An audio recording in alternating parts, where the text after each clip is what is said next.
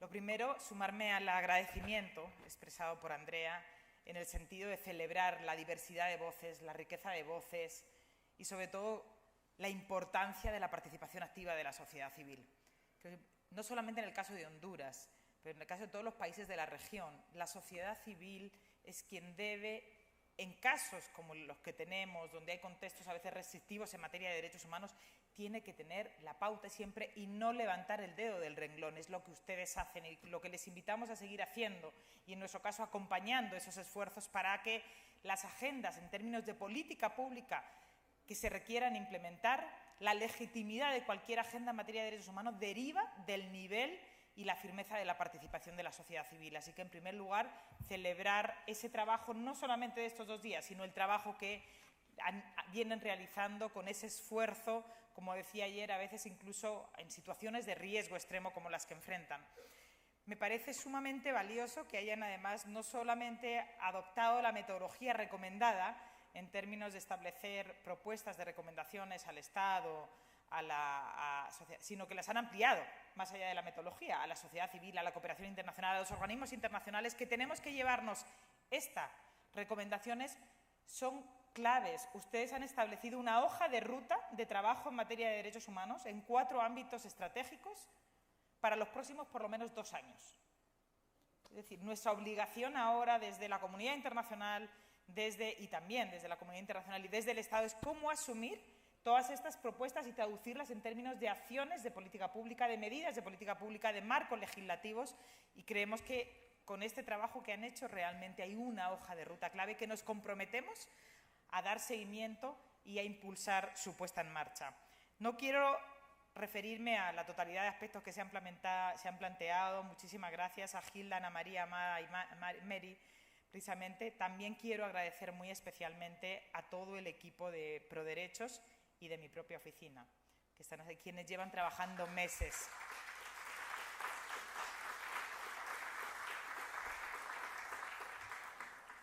Han sido meses de trabajo, así que quiero mencionarlos con nombres: Jess, Indira, Raylen, Manu, Tania, Ana y, por supuesto, Laura, y todo el equipo de ProDerechos, José Manuel y el resto del equipo, por todo el trabajo que nos ha permitido llegar al día de ayer y hoy. Felicidades. Solamente para referirme a algunas de las medidas que más me han llamado la atención y sobre las que creo que es importante hacer un énfasis. En materia de derechos de las mujeres, me gusta mucho no solamente que han retomado los temas tradicionales en términos de la discriminación sistémica y estructural que enfrentan las mujeres en los países de la región, bueno, a nivel mundial, pero en los países de la región que nos ocupan, sino que también han tomado algunos elementos, por ejemplo, más novedosos, como la importancia que tienen las reformas fiscales. Efectivamente, las reformas fiscales y las reformas que se puedan dar en el ámbito económico claramente aumentan las posibilidades de participación de las mujeres y disminuyen esas brechas de desigualdad. Entonces, me parece también un aporte novedoso, no solamente, digamos, a las narrativas más tradicionales en términos de la cultura patriarcal y otros elementos, estigmatización, discriminación histórica, falta de participación política, sino cómo el tema de las reformas fiscales va a contribuir a fomentar esa inclusión clave de las mujeres, como decía Gilda, que son más de la mitad de la humanidad y las madres de la otra mitad. En términos de, me quería referir del espacio cívico, voy a ir solamente retomando algunos aspectos que me parecen, digamos, los más novedosos, o sobre todo en términos de aportes.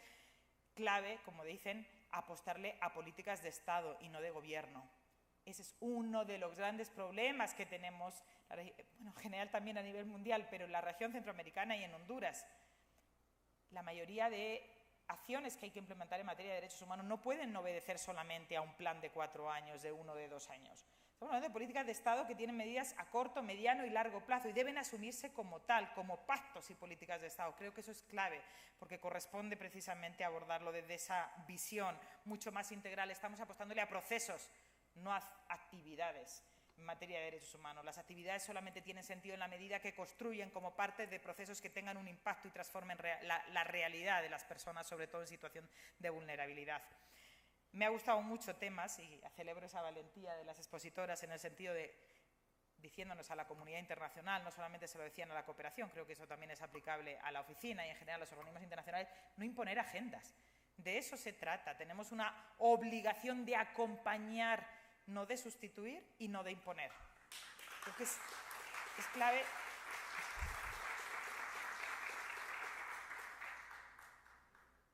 Hace unos meses alguien me decía que una de las cosas que menos les gustaba de la cooperación internacional es que llegaban con tamales amarrados.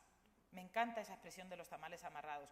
¿Cómo esperamos que realmente tanto la sociedad civil como el Estado asuman esa obligación en términos de construir políticas de Estado si les imponemos el qué, el quién, el cuándo y el cómo sin respetar las miradas propias y la construcción que hay que hacer desde el Estado? Cada país tiene que construir su propia historia. Los modelos solamente sirven en la medida que nos permiten tomar lecciones aprendidas, buenas prácticas, otras no tan buenas, pero Honduras va a construir su historia y su propio modelo. El Salvador construirá su propio modelo. Y solamente la mirada comparada nos aporta, pero no puede sustituir ni precisamente los saberes ancestrales a los que hacía referencia Ana María, precisamente, ni las miradas digamos, propias de la cultura indígena, de la cultura de la historia de cada país. Así que asumamos con responsabilidad como comunidad internacional que no nos corresponde y estaríamos haciendo flaco favor si realmente imponemos las agendas que derivan de realidades más programáticas y no de construir a partir de las verdaderas necesidades del país y de la gente. Me gustó mucho lo de descolonizar las miradas. He tomado nota de algunas frases que nos vamos a llevar también para la reflexión como oficina. Y aprender otras formas de comunicación a partir del lenguaje de los pueblos, cómo eso nos invita realmente a repensarnos también desde la comunidad internacional. Y para ir cerrando, porque saben que la brevedad no es precisamente mi fuerte, en el tema de medio ambiente, claramente hay todo un trabajo, reconocemos que se ha avanzado y se está avanzando enormemente en el país, es una agenda prioritaria de política de Estado, la recuperación de los bienes comunes y de los recursos naturales, pero eso pasa por desmontar toda una metodología y una dinámica que puso a todo el aparato estatal al servicio de intereses privados y de intereses de los grandes capitales y de los poderes fácticos. Y eso sabemos que es sumamente difícil. El patrón sistemático y recurrente que hemos encontrado a lo largo y ancho del país parte de concesiones otorgadas en todos estos años en los que se privilegió y profundizó un modelo extractivista, como aquí se ha planteado por parte de los grupos, concesiones sin ningún tipo de control, muchas veces con elementos de fraude y de corrupción, irregulares e ilegalidades en su otorgamiento, a partir también de licenciamientos ambientales que no tenían ninguna supervisión o control y siempre a costa de los derechos de las comunidades, a quienes no se les reconocía, se les reconoció su derecho a la consulta previa, libre e informada y su derecho a decidir sobre los recursos naturales también.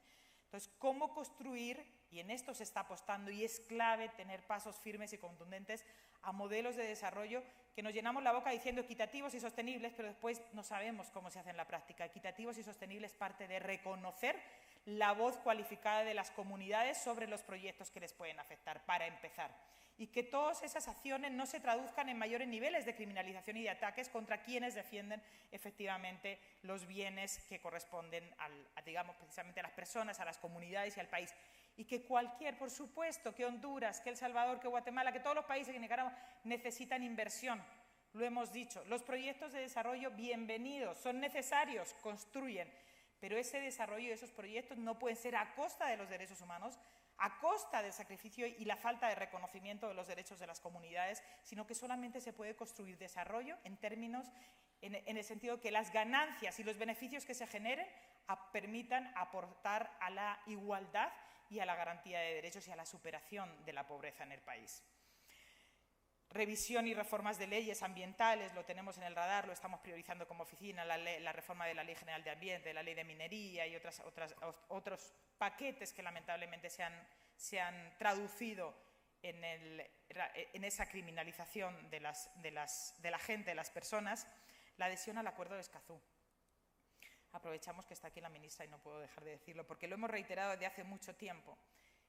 El Acuerdo de Escazú es clave para avanzar no solamente en el reconocimiento de los derechos a la participación, por supuesto, de los defensores y las defensoras y la protección de vida a los defensores y defensoras de derechos humanos, de la tierra, el territorio y el medio ambiente, sino que también, y nos lo ha demostrado las cifras en el continente, en varios países de la región nos lo demuestran, los países que más inversión extranjera han tenido en los últimos 2 años son los que han ratificado el Acuerdo de Escazú. Colombia, Chile y ahora recientemente Brasil.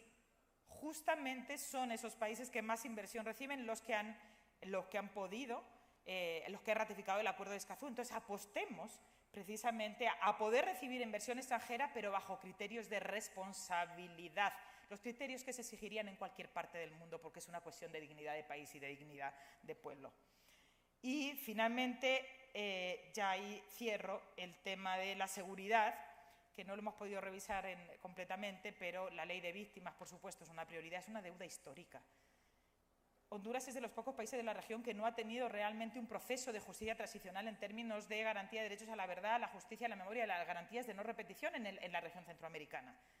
Y entendemos que se ha asumido esa prioridad en este momento por parte de la agenda del Congreso y del Ejecutivo y esperamos que se concrete en una ley que realmente se pueda implementar y que permita saldar esa deuda histórica con las víctimas de la década de los 80, cuya impunidad por esos hechos se suma al de las víctimas del golpe de Estado y a las víctimas de la crisis postelectoral de 2017 y a las víctimas del presente. Temas de la desmilitarización de la seguridad y sistema penitenciario, por supuesto. Es de mentira que sigamos todavía cayendo en los mismos falsos mitos. Creo que desde hace por lo menos 20 años, y veo algunas caras todavía de esas épocas, se viene hablando en la región centroamericana de que las políticas públicas en materia de seguridad que privilegian el rol de las Fuerzas Armadas en materia de seguridad han sido completamente ineficaces. Son efectistas desde el punto de vista de que aportan un elemento de seguridad ficticia, pero en el mediano y largo plazo no construyen seguridad. No hay ninguna política que haya privilegiado el rol de las Fuerzas Armadas en materia de seguridad pública que se ha traducido en mayor efectividad en la reducción de la criminalidad. No es solamente un tema del riesgo en materia de derechos humanos, es un tema de que ninguna de esas políticas ha sido eficaz. Entonces, ¿por qué seguimos cayendo en esa tendencia de recurrir a las políticas de mano dura, a las políticas de mayor nivel punitivo, a las políticas de involucrar a las Fuerzas Armadas? Es un tema, las Fuerzas Armadas no están llamadas ni preparadas para el quehacer en materia de seguridad pública. Y siempre se dice, bueno, pero es que bajo las amenazas que tenemos de seguridad, la policía no está preparada, por eso recurrimos a las Fuerzas Armadas. Pero si seguimos recurriendo a las Fuerzas Armadas, la policía nunca va a estar preparada, las instituciones civiles nunca van a estar preparadas si seguimos postergando y ralentizando su profesionalización, su formación, su expertise, otorgándole un rol que tendría que ser el liderazgo civil al ámbito militar. No repitamos los errores de la década de los 80 y los 90 que tantas víctimas nos han dejado y tantas heridas nos han dejado. Es el momento de construir políticas públicas de seguridad que privilegien la prevención y la investigación criminal y el liderazgo civil y no la militarización. Decían que la sociedad civil a veces es vista como el contrapeso. No es un contrapeso. La sociedad civil es la legitimidad de lo que se puede hacer en el país que tenga visos de sostenibilidad. Y desde la comunidad internacional, todo nuestro compromiso, y desde la oficina que tengo el honor de representar, todo nuestro compromiso para seguir acompañándoles y apoyándoles, por supuesto, apoyando al Estado en la construcción de políticas públicas de marcos legales adecuados y apoyando a la sociedad civil en esa construcción. Siempre decimos que la razón por la que no prosperan los cambios significativos en materia de derechos humanos es o porque no hay capacidad o porque no hay voluntad. El problema de falta de capacidad no es tal problema porque se puede superar con asistencia técnica, con cooperación técnica, con cooperación financiera. El problema es cuando no hay voluntad. Y en este caso, y por lo menos me permito hablar del caso de Honduras, hay una oportunidad histórica porque hay elementos de oportunidad y de voluntad institucional para poder avanzar en la agenda de derechos humanos, por supuesto con la voz firme y diferenciada de la sociedad civil y el compromiso de la comunidad internacional. Cuenten con nuestro apoyo en cada momento. Muchísimas gracias.